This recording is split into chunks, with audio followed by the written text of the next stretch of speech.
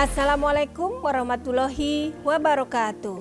Halo semuanya, jumpa kembali dengan saya Ida Hairani, Widya Iswara Ahli Pertama BPSDM Provinsi DKI Jakarta. Hari ini adalah merupakan sesi ketiga dari topik asuhan keperawatan Ibu Nifas di masa pandemi COVID-19. Materi yang akan kita bahas kali ini adalah mengenal jenis-jenis edukasi terhadap Ibu Nifas di masa pandemi COVID-19. Setiap ibu yang baru melahirkan, baik dengan metode persalinan normal atau operasi sesar, sama-sama membutuhkan perawatan pasca melahirkan. Perawatan ini tidak cukup dilakukan selama ibu masih dirawat di rumah sakit atau di rumah bersalin, tetapi harus dilanjutkan di rumah masing-masing sampai kondisi ibu benar-benar pulih. Oleh sebab itu, pendidikan kesehatan pada Ibu Nifas sangat penting diberikan oleh tenaga kesehatan. Kenapa seperti itu? Karena pengetahuan sangat penting dalam membentuk sikap dan perilaku atau tindakan seseorang. Sehingga kurangnya pengetahuan ibu tentang perawatan masa nifas, maka Ibu Nifas akan sulit untuk menyadari dan melakukan praktek perawatan pada masa nifas sesuai dengan standar kesehatan.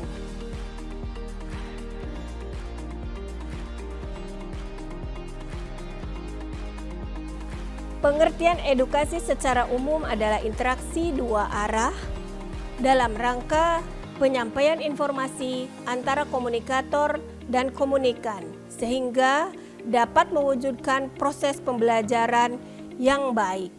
Komunikator adalah merupakan pemberi pesan, dalam hal ini adalah tenaga kesehatan, dan komunikan yang menerima informasi, yaitu pasien, dengan menerima informasi yang berkaitan dengan Ibu Nifas dan bertujuan untuk meningkatkan pengetahuan melalui metode edukasi.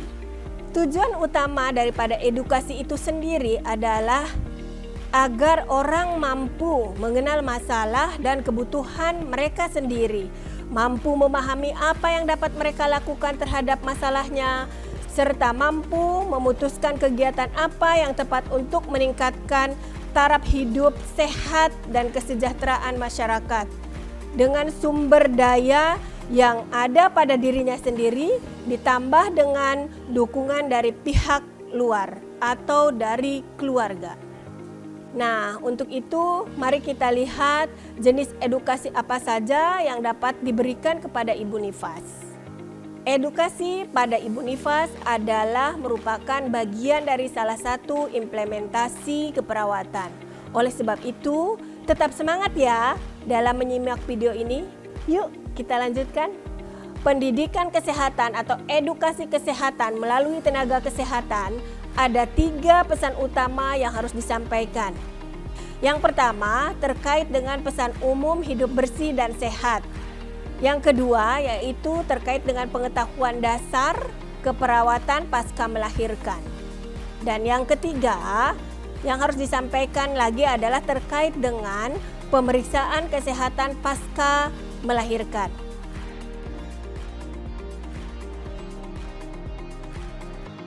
Nah, mari kita bahas poin yang pertama, yaitu terkait dengan hidup bersih dan bagaimana cara menghindari penularan COVID-19.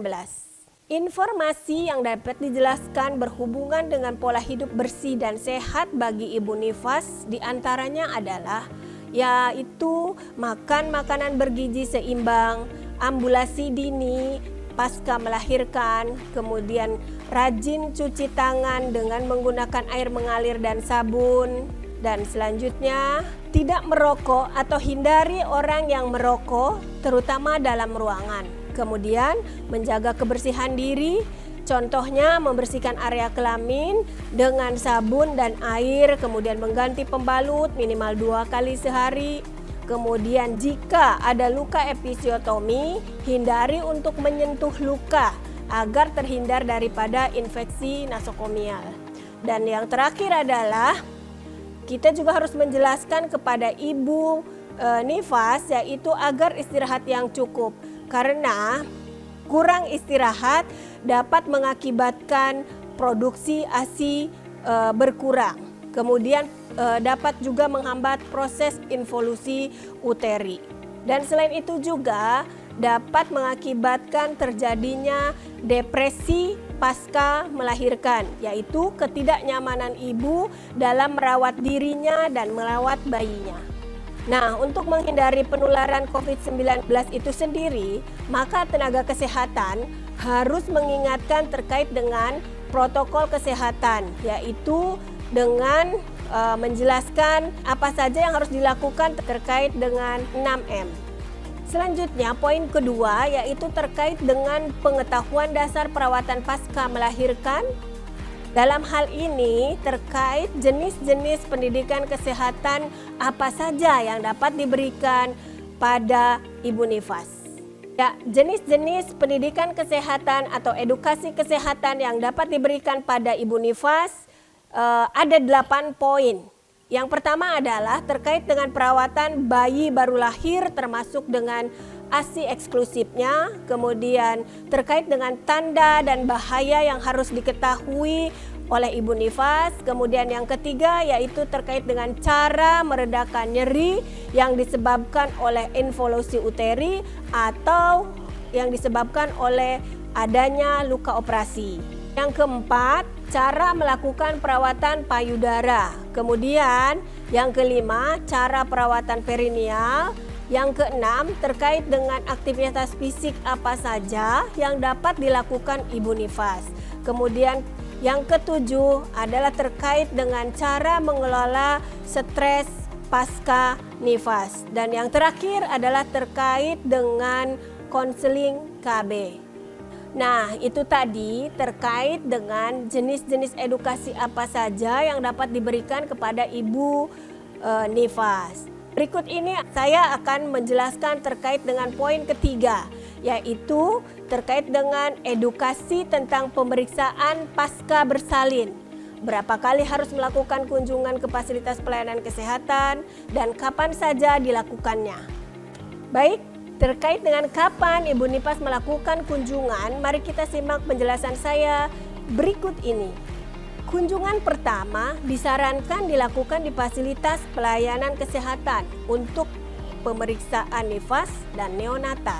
Pemeriksaan berikutnya melalui kunjungan rumah oleh tenaga kesehatan atau dengan memanfaatkan teknologi komunikasi untuk konsultasi pada saat ibu nifas ada keluhan.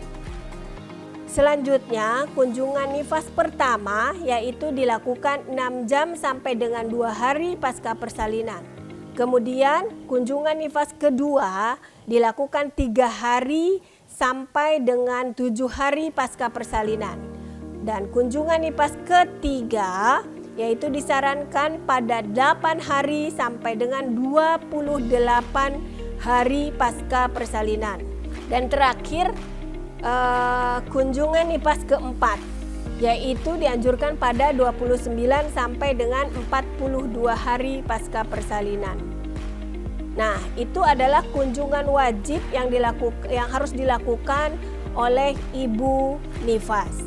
Nah, pada kunjungan yang keempat ini, ibu nifas mendapatkan pelayanan KB sesuai dengan jadwal yang diawali dengan perjanjian bertemu dengan petugas kesehatan pada kunjungan sebelumnya. Demikian materi terkait dengan jenis-jenis edukasi pada ibu nifas yang dapat saya sampaikan. Apresiasi jempol 2 untuk teman-teman yang menyimak video ini dengan semangat. Untuk penjabaran materi terkait masing-masing jenis edukasi yang tadi saya jelaskan, saya akan sampaikan pada pertemuan yang akan datang. Simak terus ya videonya. Saya akhiri pertemuan kita hari ini. Terima kasih atas perhatiannya. Sampai jumpa di video berikutnya. Wassalamualaikum warahmatullahi wabarakatuh. Salam sehat.